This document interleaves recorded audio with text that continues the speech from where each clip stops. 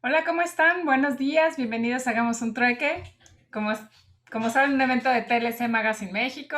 Ya la última semana de junio en estos trueques, pero ya vamos a empezar julio. Les traemos muchas sorpresas, ya estamos listos con el calendario del mes de julio. Como siempre, agradeciendo que ya tenemos un año, 4 meses en este programa generando comunidad, compartiendo conocimientos y experiencias. Y bueno, hoy no es una excepción. El tema del día de hoy está muy interesante, es anatomía del Sistema Nacional Anticorrupción y los sistemas locales. Para eso nos acompaña la magistrada doctora Miriam Lisbeth Muñoz Mejía. Bienvenida, doctora, ¿cómo está? Bienvenida a Hacer un Trueque. Hola, muchas gracias. Muy buenas tardes y pues aquí encantada y honrada de estar con ustedes presentando este libro el día de hoy. Gracias. Al contrario. Y bueno, estamos muy emocionados porque sabemos que para México el tema de la corrupción, con el índice de percepción de la corrupción del 2020, México tiene una posición número 138 de 180 países y creemos que a lo mejor el Sistema Nacional de Anticorrupción nos va a apoyar a cambiar esta percepción, pero sobre todo a realmente hacer un cambio en la sociedad y en esta discusión política que es crítica y en el impacto social y económico que representa la corrupción. Y bueno, doctora, antes de iniciar el trueque de hoy, queremos dar que, bueno, nos dé chance de presentar el dato peque del trueque del día de hoy.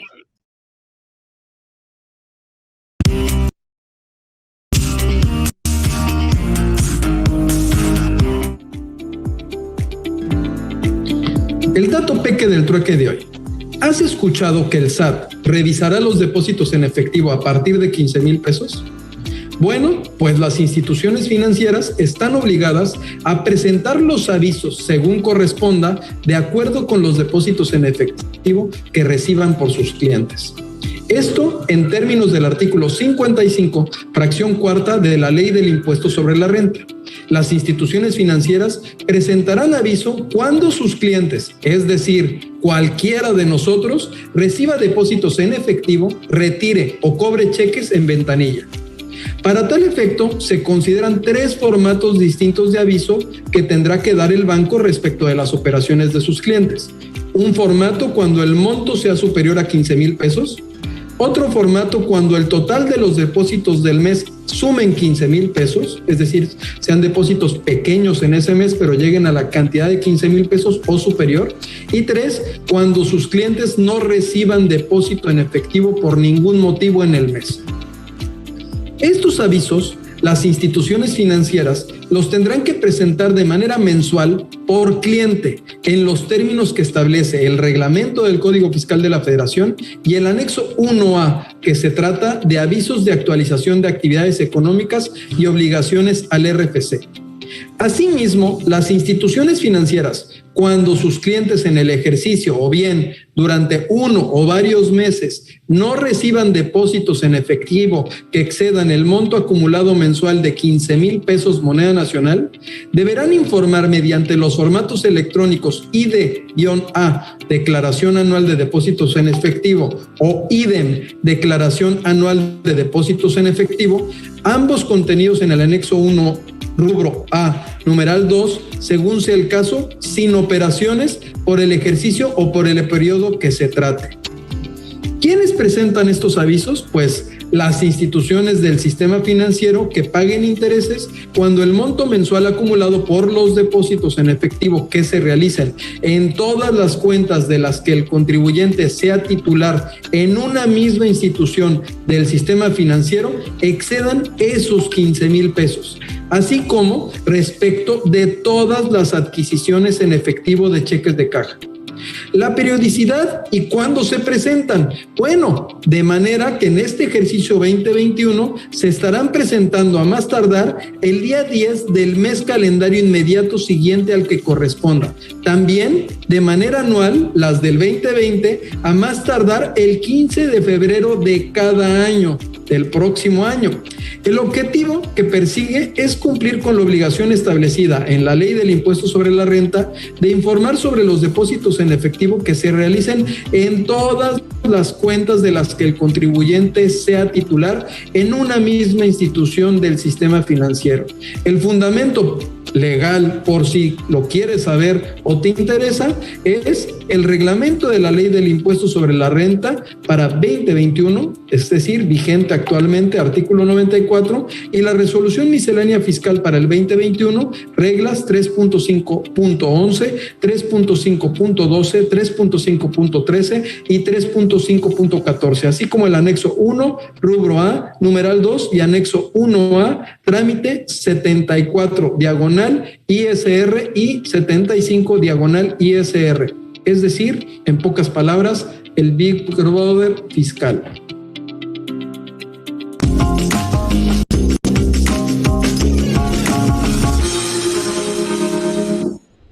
¿Cómo ve, doctor Carvajal, el Big Brother fiscal que dice Octavio que nos van a estar observando por 15,000 pesos a partir de ya? Pues ya sabemos que somos fiscalizados. Ya, ahora sí, todos, ahora sí, como dice, sí, el Big Brother, vamos a estar muy observados. Y bueno, esto fue el dato peque del día, del trueque del día de hoy.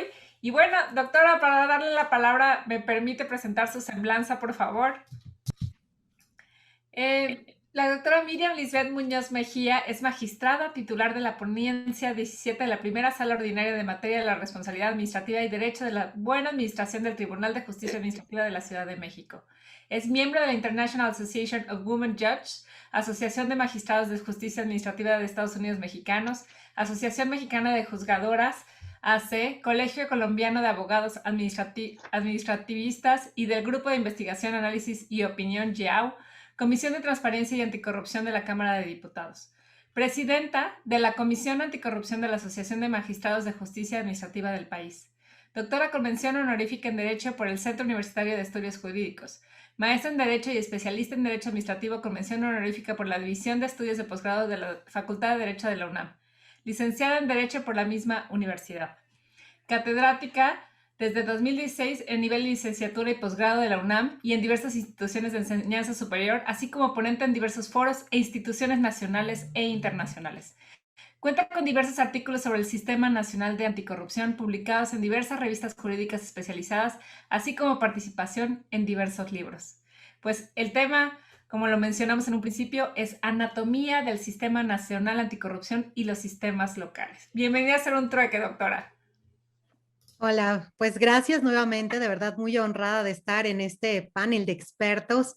Me consta la calidad, digo, aquí tenemos muchísimas muestras que sería interminable, pero un poquito por mi formación en la UNAM, bueno, el doctor Máximo Carvajal, pues por supuesto una mención especial, de verdad un gusto, y pues a todos los que están aquí con nosotros, no quisiera hacer menos a nadie ni señalar, simplemente en este contexto de la universidad, de verdad muy honrada de estar con todos y cada uno, Gabriel Bejar, Edgar Preciado, Miguel Carlos Ramírez, Juan Preciado, en fin, todos los que nos acompañan, de verdad, muchas gracias por honrarme este día presentando esta obra que espero sea de gran utilidad.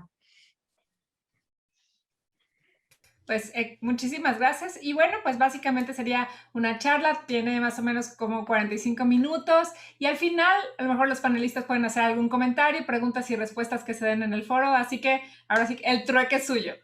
Gracias. Bueno, tengo una presentación que compartir, gracias. Sin embargo, en primer lugar, quisiera hacer alusión a un agradecimiento especial que tengo para la ministra, doctora Yasmín Esquivel Moza, precisamente porque me honró muchísimo con el prólogo de esta edición. La verdad es que ella me lo prologa, por aquí aparece la ministra Yasmín, y de verdad agradezco mucho su confianza y esta deferencia que me hace en prologar esta obra. Y bueno, compartimos mucho ya que ella también ha estado muy en pie de combatir la corrupción y también fue parte del Tribunal de Justicia Administrativa como su servidora. Entonces, en primer lugar, ese agradecimiento. Y en segundo lugar, pues un poco explicar el porqué de esta obra, ¿no? ¿Por qué Anatomía del Sistema Nacional Anticorrupción? Previo a la presentación y explicar, pues me gustaría señalar que pues la anatomía es la ciencia que nos describe las diferentes partes del cuerpo y la interacción de estas. Así, el libro tiene como finalidad explicar precisamente las distintas partes que conforman el sistema nacional y la interacción que se genera entre ellos. Este sistema, que a diferencia de la visión orgánica tradicional que se ha dado en nuestro país, al crear una institución que se va a dedicar a investigar, a analizar o a combatir algún fenómeno, pues ahora no vamos a tener ese organismo, no tenemos un nuevo ente, no es un órgano constitucionalmente autónomo, no. Este sistema trata de la coordinación de autoridades.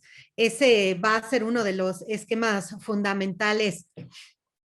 Ay, ¿sí me escuchan? Perfectamente. Sí, ok, es que por aquí se me fue la pantalla, pero ya. Entonces, te decía, aquí se trata de que coordinemos a las autoridades. El combate a la corrupción en México no es algo nuevo.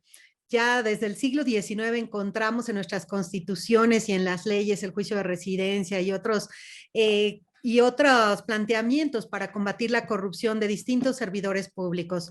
Creo que en este momento particular de México tenemos muchas leyes y muchas instituciones que tratan de combatir este fenómeno, tanto en la vía administrativa como en la vía penal. Tenemos delitos electorales, bueno, muchos tipos de procedimientos que van a combatir este mal, que decíamos es un mal además de todos, no es un mal exclusivo de una sociedad, de un estado, sino que es algo que se da como fenómeno a nivel mundial. Y bueno, en efecto, la corrupción es obviamente un fenómeno social que conlleva la alteración negativa de las instituciones. Es particularmente visible en la órbita de actuación del sector público, precisamente porque su impacto va hasta los ciudadanos. Y pues al trascender a la esfera de los particulares, pues por supuesto que genera gran atención el trabajo que se realiza en esa área.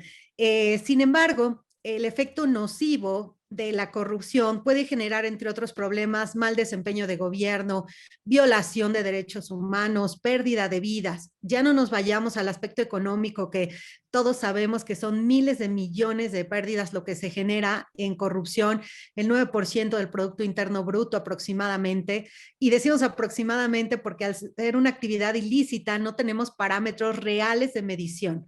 Tenemos aproximados, entonces es cerca del 9%, pero decía, lo más grave es esto, la violación a los derechos humanos, la pérdida de vidas y también la reducción de las condiciones de vida de todos. No tenemos servicios públicos correctos y el dinero se desvía para un fin distinto, aquel para el que fue otorgado a una administración. Tenemos obras públicas deficientes, que bueno, creo que sobraría en este momento hablar de algunos ejemplos de casos de obras públicas que han resultado en tristes tragedias actuales para nuestros connacionales, ¿verdad?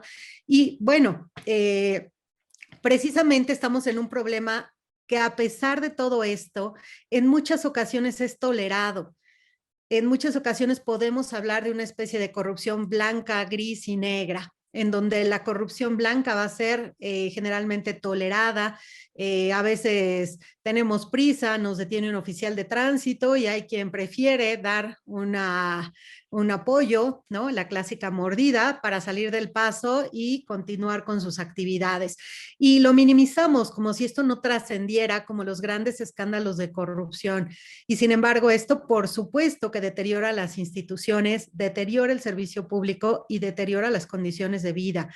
En verdad, es mucho más fácil en muchas ocasiones simplemente solicitar que nos den nuestra multa y acudir y pagarlo oportunamente con un súper descuentazo que nos va a salir baratísimo. Y además, bueno, nos actuamos en legalidad nosotros también, porque el combate a la corrupción es una responsabilidad de todos. Entonces, bueno, es generalmente tolerada, ya hay grandes escándalos de corrupción que son del todo conocidos, ¿no? No solamente en México, sino a nivel mundial. De hecho, en la obra también, en el capítulo 3, que se refiere un poco a derecho comparado y hablamos del caso Singapur, Colombia, Brasil, Alemania, pues vemos cómo las experiencias que se desarrollan en estos países que en muchos casos tienen de las mejores condiciones de vida para sus ciudadanos, como el caso Singapur, Alemania también uno de los mejores lugares y una economía también preponderante, y sin embargo también se ven inmersos en estos escándalos, ¿no? En Alemania la empresa Siemens, Volkswagen, Porsche, Audi, todos estos han estado involucrados con grandes escándalos, por citar muchísimos más. Entonces es algo que incumbe a todos su combate, ya que además sabemos que ahora se generan estructuras muy complejas para disfrazar estos grandes actos de corrupción y que se manejan por empresas transnacionales. Y entonces esta corrupción también trasciende fronteras. Por eso es muy importante señalar que en México este Sistema Nacional Anticorrupción, que es un esfuerzo que se realizó en el gobierno anterior, para crearlo y para establecerlo ya en las leyes, como sucedió en 2015, que en mayo de 2015 ya se estableció a nivel constitucional este sistema, y en donde, bueno, implicó la modificación de 14 preceptos constitucionales. Ahorita vamos a ver cuáles son estos, pero que fue realmente un esfuerzo por combatirla, por crear nuevos procedimientos, por esta interacción de autoridades, y que además trató de ajustar nuestra legislación a las convenciones internacionales que México tenía celebradas en la materia, como son la Convención Interamericana contra la Corrupción de la Organización de los Estados Americanos, eh, también la Convención para combatir el cohecho de servidores públicos extranjeros en transacciones comerciales internacionales de la OCDE, y la Convención de las Naciones Unidas para combatir la corrupción, o Convención Mérida, que fue firmada el 9 de diciembre de 2003 y ratificada por el Senado de la República en México en 2004, y que precisamente el Día Internacional de la Corrupción se celebra el 9 de diciembre, derivado de la suscripción de esta Convención de las Naciones Unidas contra la Corrupción. Entonces, bueno, aquí el Estado mexicano había generado una serie de obligaciones para adaptar su legislación, sus procedimientos a los estándares internacionales de las convenciones. Y bueno, si bien ya contábamos con algunas cosas, la verdad es que hacía falta mucho por avanzar en este camino, y con el sistema creo que se dio cumplimiento a muchos más aspectos de los contemplados en estas convenciones. Entonces, en este libro también, en el capítulo 2 que mencionamos, todo el marco jurídico marco normativo de combate a la corrupción que denominamos, bueno, hablamos de las convenciones, hablamos de las 7 leyes que se reforman y que surgen también a raíz de la creación de este sistema, y cómo se van adaptando los procedimientos, las faltas administrativas que ahora se incluye en las sanciones como faltas graves a los particulares en situación especial, cómo se transforma en el Código Penal el capítulo de los delitos cometidos por servidores públicos, que ahora se denomina delitos por hechos de corrupción. Y bueno, una serie de cuestiones más que se fueron modificando, las facultades de la auditoría también para realizar auditorías en tiempo real y terminar con este principio de anualidad y posterioridad, sino que ya pueden realizarse en tiempo real. Y bueno, un cúmulo de facultades adicionales, además de cambiar todo el esquema de responsabilidades administrativas, el procedimiento que se sigue. No se crea un nuevo derecho administrativo, que muchas veces ya también hay esa idea que tenemos un nuevo derecho administrativo disciplinario y que está surgiendo y que tenemos que comenzar a generar doctrina. No, esto ya lo teníamos desde hace mucho. Lo que sí sucedió es que se ajustaron las reglas del juego, por decirlo de alguna manera, y cambia el procedimiento, se divide el procedimiento, distintas autoridades van a conocer de cada etapa, de la etapa de investigación, substanciación y resolución. Se involucra también ahora a los tribunales de justicia administrativa en el combate a la corrupción. ¿Y de qué manera? Bueno, siempre los tribunales habíamos sido garantes de la legalidad de la actuación de la autoridad administrativa, al vigilar que ejercieran el poder con apego al marco legal. Y sin embargo, bueno, esto también, por ejemplo, cuando se sancionaba a servidores públicos, pues las resoluciones llegaban a los tribunales que antes se denominaban contenciosos administrativos en lo local y Tribunal Federal de Justicia Fiscal y Administrativa en el ámbito federal. La reforma también cambia la denominación de los tribunales por tribunales de justicia administrativa. Y ahora, aparte de conocer de todas esas resoluciones y actos de autoridad, nosotros vamos a ser parte en la etapa de imposición de sanciones, precisamente como sancionadores de servidores públicos particulares o particulares en situación especial cuando incurran en alguna conducta vinculada con una falta grave. Entonces, ya no corresponde solo a las autoridades administrativas la investigación, sustanciación y resolución de los procedimientos administrativos disciplinarios, sino que ya no se involucran cuando se trate de faltas graves. Tenemos también una división entre faltas graves y faltas no graves, que si bien la ley antes contemplaba algunas, no había un capítulo totalmente dividido como ahora existe en la ley, en donde sí encontramos un procedimiento especial, autoridades distintas y, por supuesto, sanciones diferentes para el capítulo de faltas no graves. Y tenemos lo mismo para el capítulo de faltas graves, sus propias autoridades, su propio procedimiento y bueno, ya ahora que además aquí decíamos se adicionan los particulares y particulares en situación especial. Entonces tenemos muchísimas modificaciones a los ordenamientos precisamente para tratar de tener un soporte más fuerte para combatir la corrupción. De hecho, el Sistema Nacional Anticorrupción se va a basar en 3 ejes, que son la prevención, la detección y la sanción de faltas administrativas, delitos por hechos de corrupción y la fiscalización y revisión del ejercicio del gasto público. Entonces, se están contemplando todos los aspectos y la verdad es que me parece que ha habido mucha voluntad política precisamente para que este sistema opere. Aún falta mucho, a 6 años de haberse reformado la Constitución para crearlo. Pues bueno, la verdad es que todavía encontramos que no ha podido empezar a funcionar en su totalidad y hemos tenido algunos baches en el camino.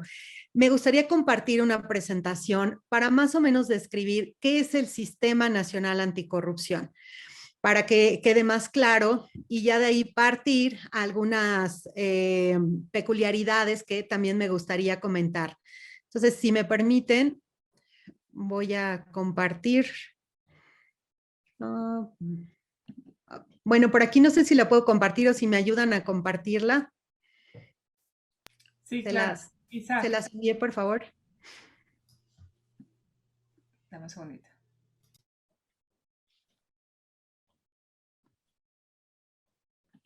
Veo que ya tenemos varias preguntitas por ahí, ya después al final iremos resolviéndolas. Como que es un particular en situación especial, es algo que marca la ley. Bueno, aquí si lo puedes poner en pantalla completa, gracias.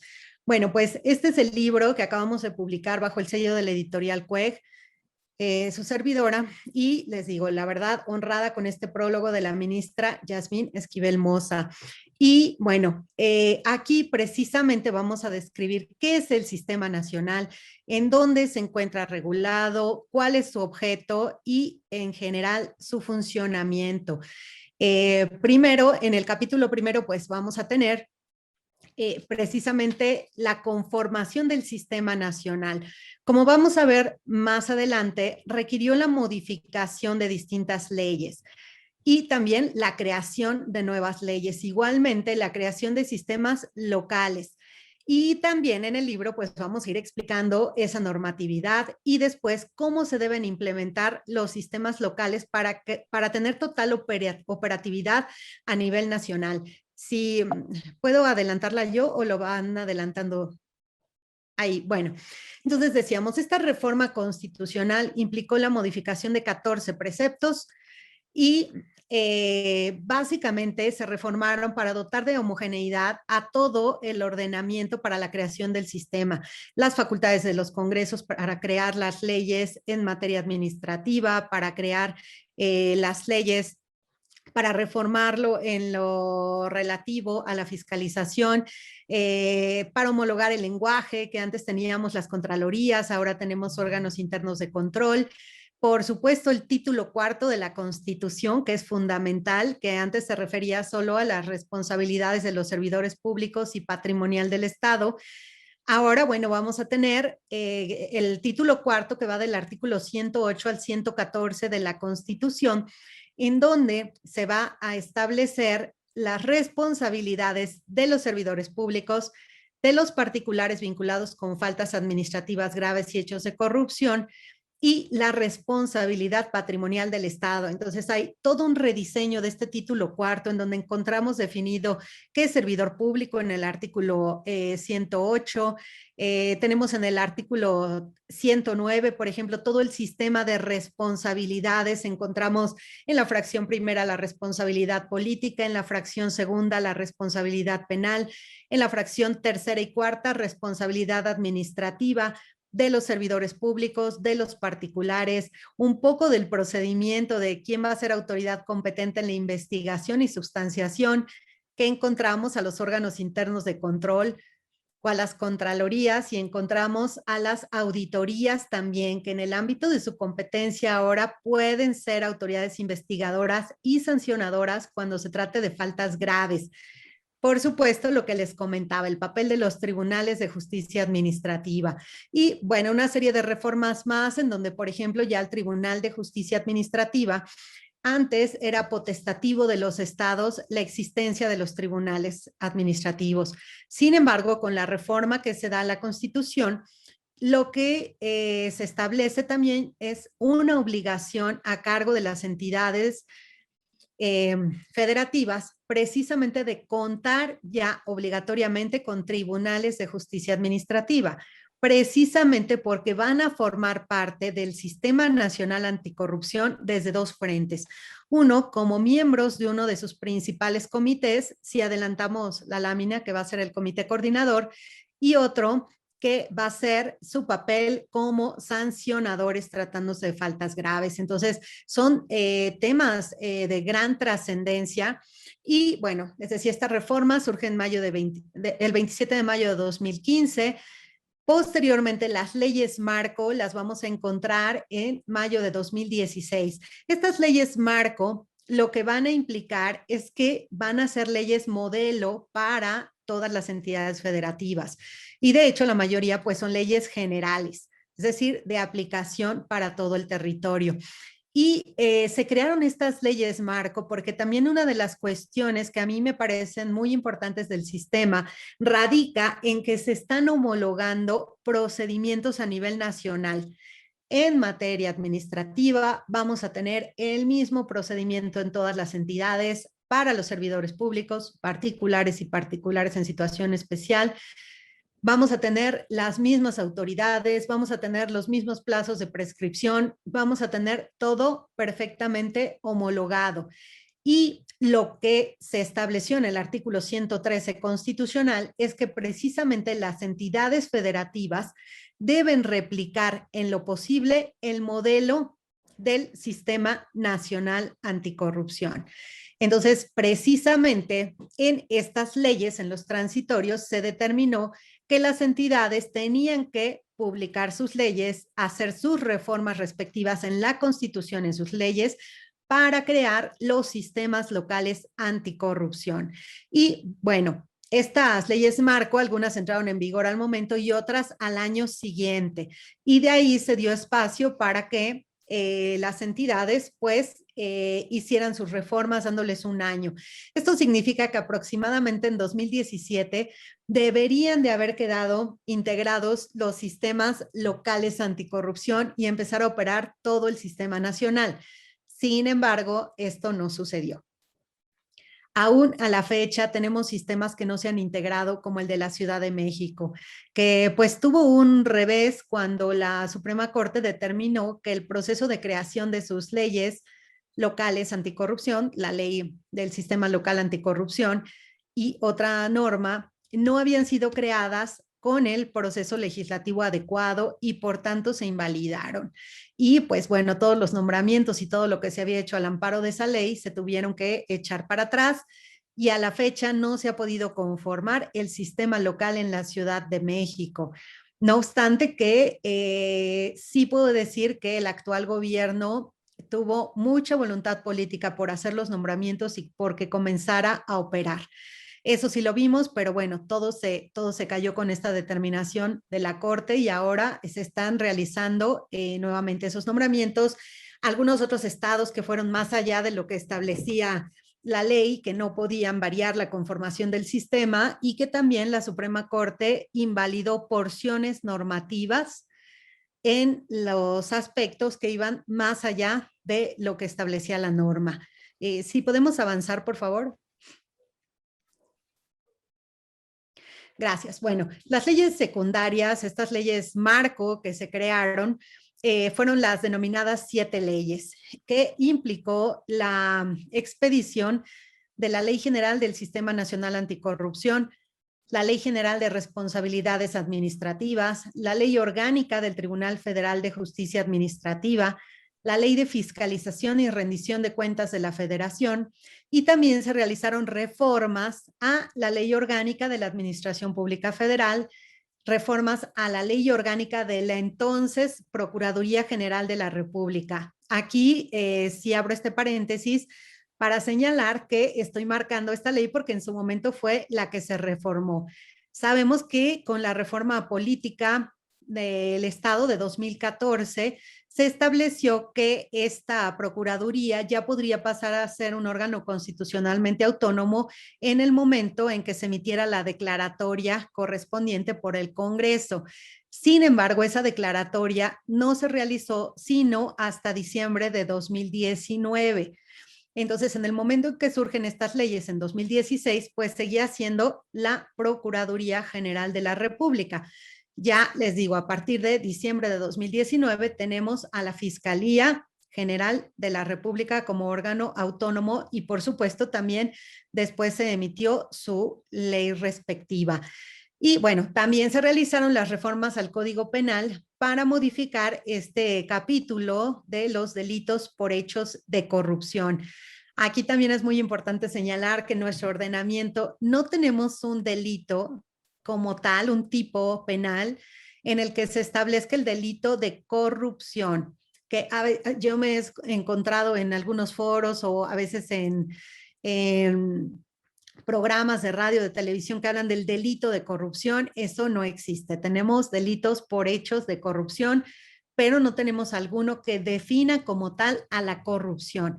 Simplemente sabemos que van a ser prácticas de abuso de poder en beneficio particular, ¿no? Este uso ilegítimo del poder para beneficiarse.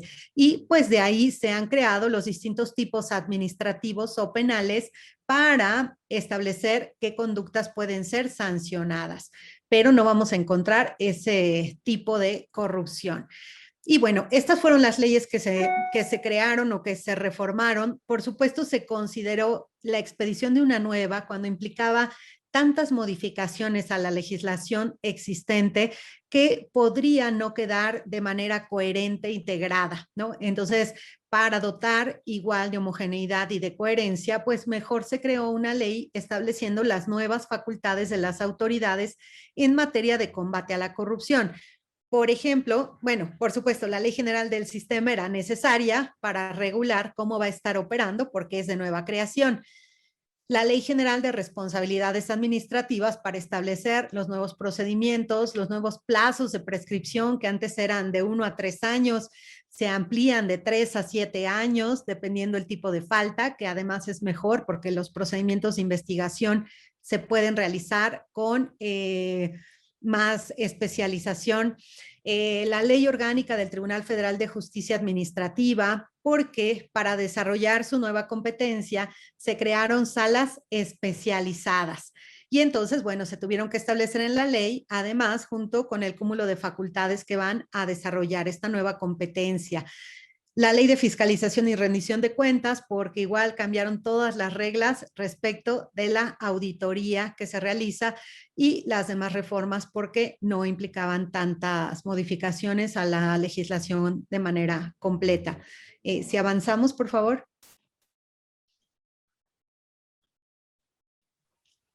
Y bueno, decíamos, el sistema se integra en este título cuarto de la Constitución, de los artículos 108 a 114. Si lo avanzamos, por favor. Y bueno, ¿cómo se define este sistema? El artículo 113 establece que el Sistema Nacional Anticorrupción va a ser la instancia de coordinación entre las autoridades de todos los órdenes de gobierno competentes en la prevención, detección y sanción de responsabilidades administrativas y hechos de corrupción, así como en la fiscalización y control de recursos públicos. Entonces aquí está muy claro, es solamente una instancia de coordinación. También nos señala que va a ser entre las autoridades de todos los órdenes de gobierno. ¿Por qué? Pues porque obviamente debemos involucrar a todos, a la federación, a los estados y a los municipios. Esos tres ámbitos de competencia del gobierno. Y bueno, la participación de cada uno se va a dar de una manera diferente. De hecho, hay mucha controversia respecto a la participación de los municipios porque algunas entidades han interpretado que deben ser parte creando también sistemas municipales. Sin embargo, el sistema no los contempla, como ahorita lo vamos a analizar, y que ha dado pie a grandes problemáticas en muchas entidades, en donde además por la propia conformación de los sistemas no se podría lograr en un ámbito municipal. Y bueno, obviamente porque se trata de que sea también algo ágil y algo dinámico, y en nuestro país tenemos más de 2,000 municipios. En Oaxaca tan solo 570 municipios, no habría ni siquiera presupuesto para crearlos, ¿no? Sí implicaría un gasto, además de que no existen las autoridades ni el diseño político, jurídico político para establecerlo, como ahorita vamos a comentar.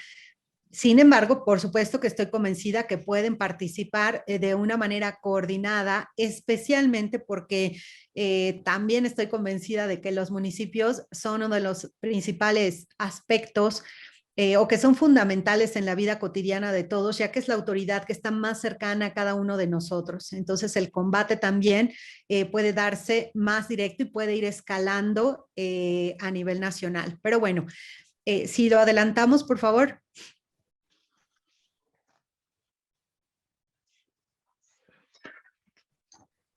Sí, ok. Entonces decíamos, este sistema que aparte de las leyes que les mencioné, pues su regulación específica se encuentra en la Ley General del Sistema Nacional, publicada el 18 de julio de 2016, entró en vigor al día siguiente de su publicación y consta de 60 artículos. En realidad es una ley pequeña, pero pues como es una ley que va a regular la coordinación y la creación de las políticas públicas, pues no propiamente va a regular lo relativo a cada una de las autoridades.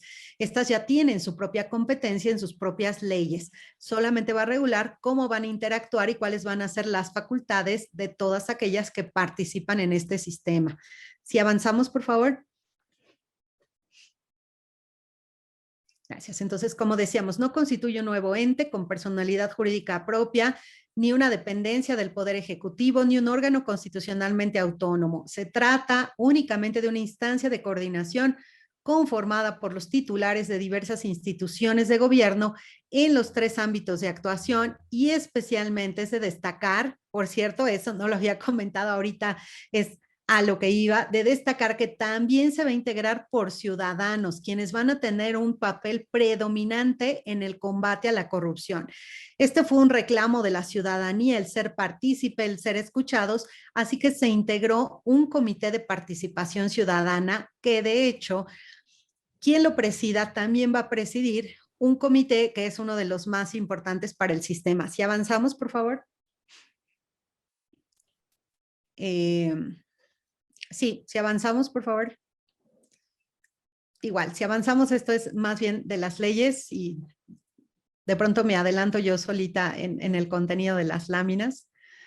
que es precisamente para establecer, ¿no? Bueno, aquí dice, al sistema le va a corresponder establecer los principios, bases generales, políticas públicas y procedimientos para la coordinación entre las autoridades de todos los órdenes de gobierno en la prevención, detección y sanción de faltas administrativas y hechos de corrupción, así como en la fiscalización y control de recursos públicos. Es una instancia cuya finalidad es establecer, articular y evaluar la política en la materia.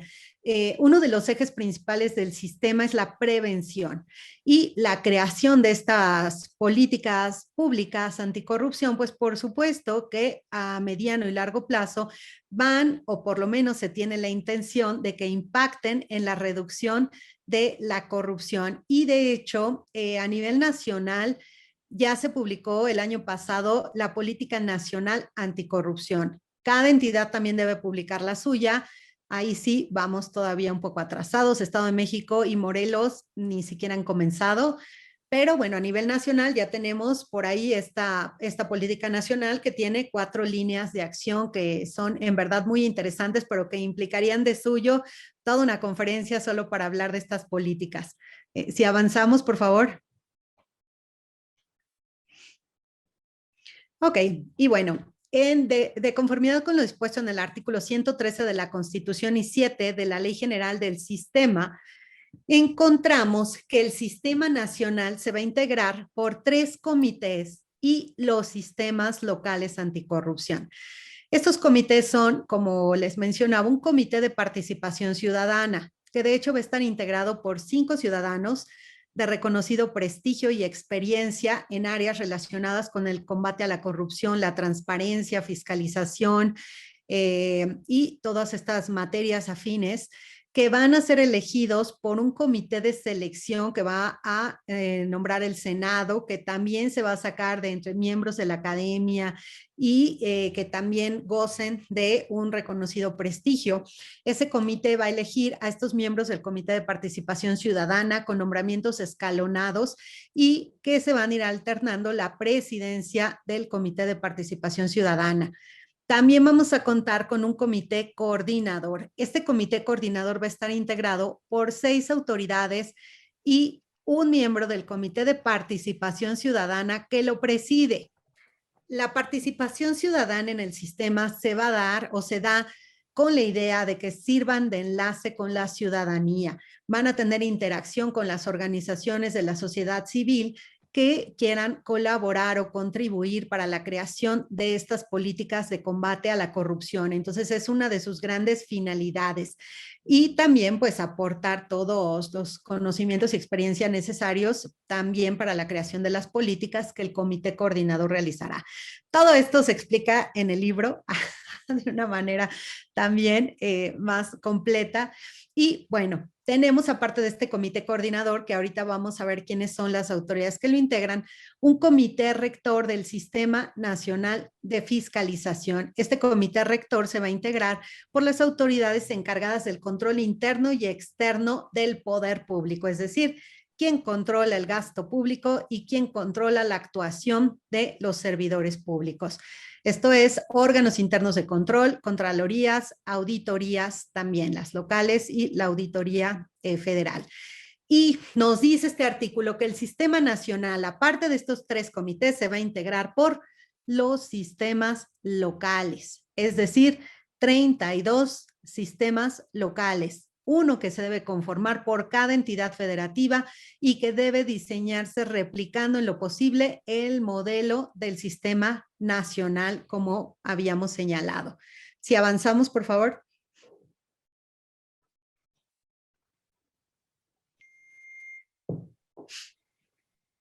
Y bueno, decíamos que se pasa de una visión orgánica a una visión sistémica de coordinación entre autoridades, y aquí vamos a tener que el comité coordinador del sistema, el encargado de la elaboración de las políticas públicas, se va a conformar por el titular de la Auditoría Superior de la Federación, el titular de la Fiscalía Especializada en Combate a la Corrupción, titular de la Secretaría de la Función Pública, un representante del Consejo de la Judicatura Federal el titular del Instituto Nacional de Acceso a la Información, el presidente del Tribunal Federal de Justicia Administrativa y un ciudadano que lo va a presidir. Como podemos ver, todas estas autoridades, por supuesto que están vinculadas con el combate a la corrupción. Son precisamente todas las encargadas: transparencia, justicia, responsabilidad de servidores públicos, delitos, etcétera. Entonces, estos van a ser los que van a integrar este comité coordinador del sistema. Entonces, cada autoridad va a seguir funcionando con su competencia habitual, pero ahora se le adicionan estas facultades para ser parte del comité y crear la política nacional en la materia, y a su vez realizar un mayor combate a la corrupción desde su propia trinchera con las nuevas facultades de las que han sido dotados. Si avanzamos, por favor.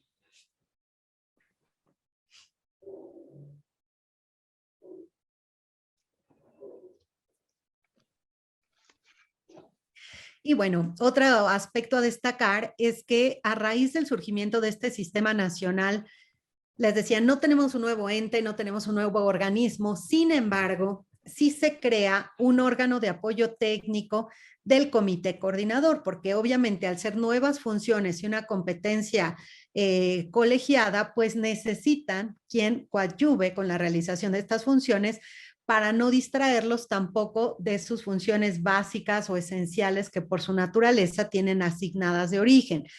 Y así encontramos la creación de la denominada Secretaría Ejecutiva, que va a ser la encargada de proveerle la asistencia técnica y los insumos necesarios para el desempeño de sus atribuciones, siendo el único órgano que se crea. Y esta va a ser una paraestatal, va a ser un órgano descentralizado. ¿Okay? Entonces va a contar con su junta de gobierno, bueno, todo lo que conlleva una paraestatal. Es el único organismo que surge y va a tener, por supuesto, un secretario técnico que lo va a presidir. Y ese secretario, bueno, va a ser propuesto por el Comité de Participación Ciudadana. Y pues va a ayudar con esto y también con la evaluación de las políticas públicas en la materia para, en su caso, readaptarlas. Sí, continuamos, por favor.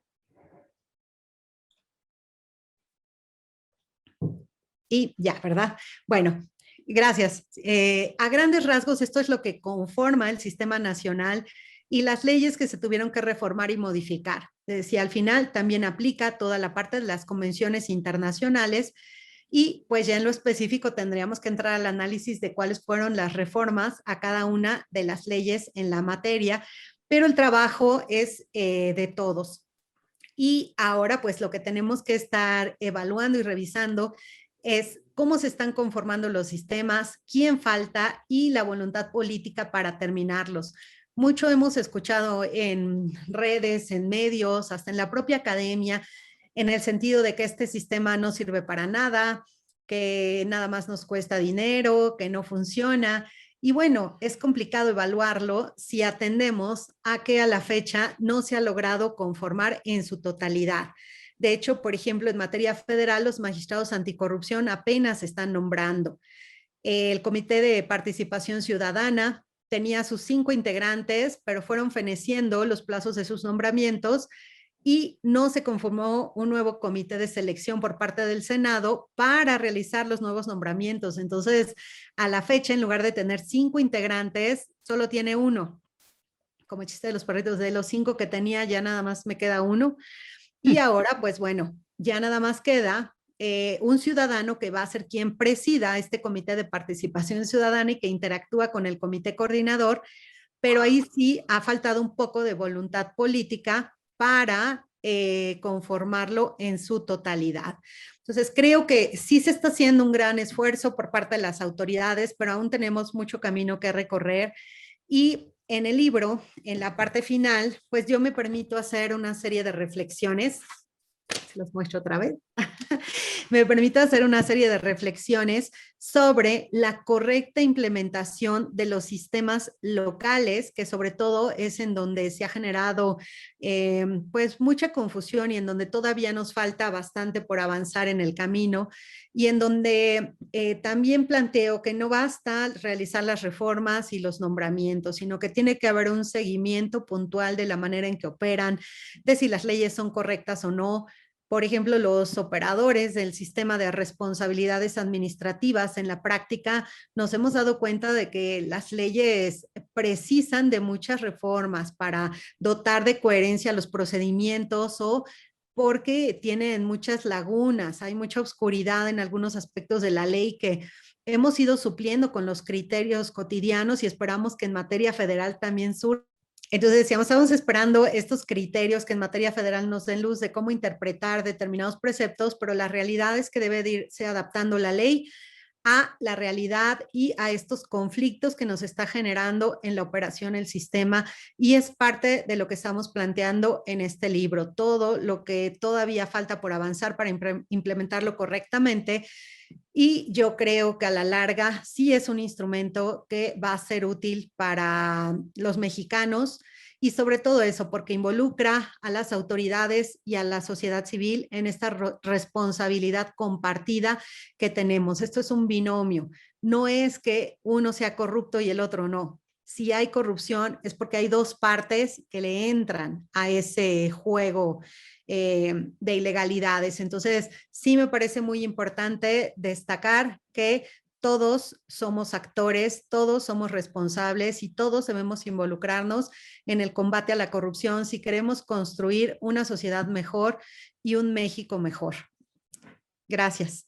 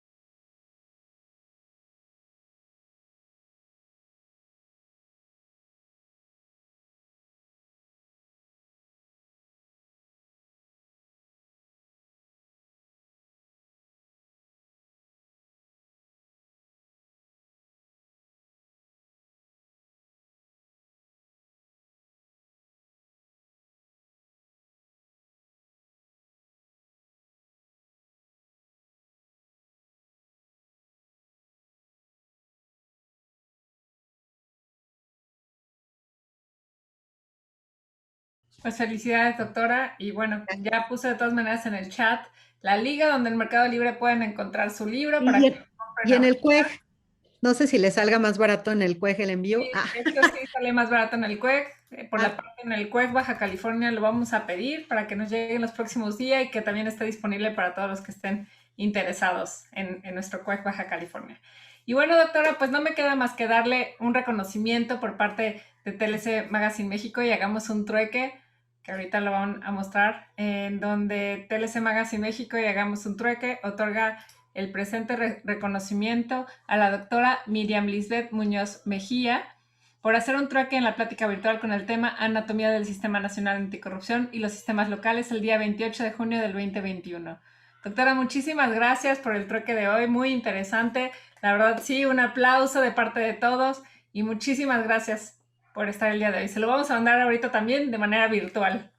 muy bien, muchísimas gracias, de verdad, un gusto haber estado con ustedes, un honor para mí y a sus órdenes. Encantada de estar en este grandioso programa y gracias al auditorio que también nos acompaña.